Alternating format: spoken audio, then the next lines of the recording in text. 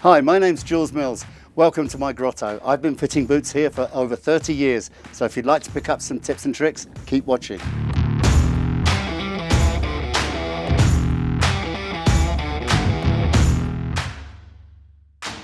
We've finished the custom shell process on our customer's boot. She's tried it back on and feels really good, but she has just one small pressure point on the top of her instep.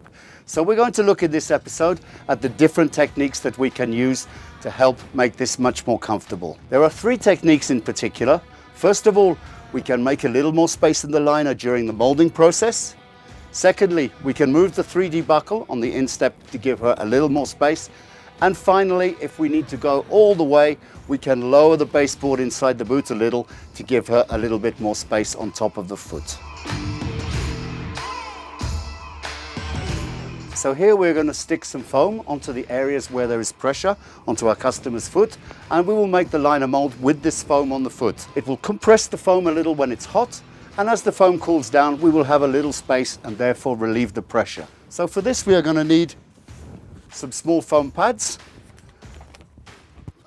which we will stick on top of the customer's foot where we want to make the space. We then place a sock over the pad. Be careful not to unstick the pads when you are doing this. Once the pads and the socks are in place, we can remove the liner and start to heat it on the custom fit machine. Again, if you have a custom insole, be careful to make sure you remove it from the liner before you place the liner onto the machine. Remember, this is the seamless liner, so 5 minutes of heating for this liner. If you have a liner of a more classical construction, then we should look at 15 minutes. Now that the liner is ready and warm, we are going to place it back into the shell. Ask our customer to place their foot inside. Again, close the buckles up lightly. Ask our customer to stand up, flex slightly forward, and we're going to leave them again for 5 minutes to cool down. So for the second technique, we are going to use the 3D buckle, unscrew the buckle here and move it up to a higher level, thereby releasing pressure on the top of the foot. For this, you need a Torx T20 key, and we start by unscrewing the buckle at the bottom position. Once we have removed the buckle, we can replace it back into the top position, tighten the screw, and there we have gained much more space on the top of the boot.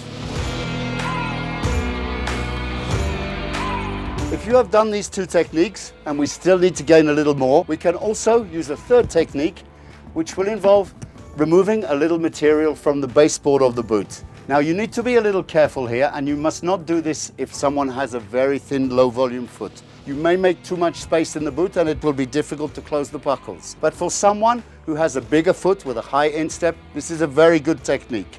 So we're going to take the baseboard from inside the boot and we are going to grind the baseboard on a flatbed grinder to gain more space on the rear part of the boot. There are 3 marks on each side of the baseboard, which allow us to be sure that we are grinding perfectly level.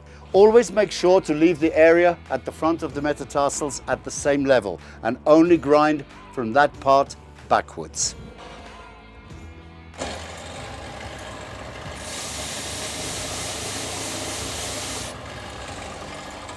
Make sure that you check your work frequently to make sure that you are completely level.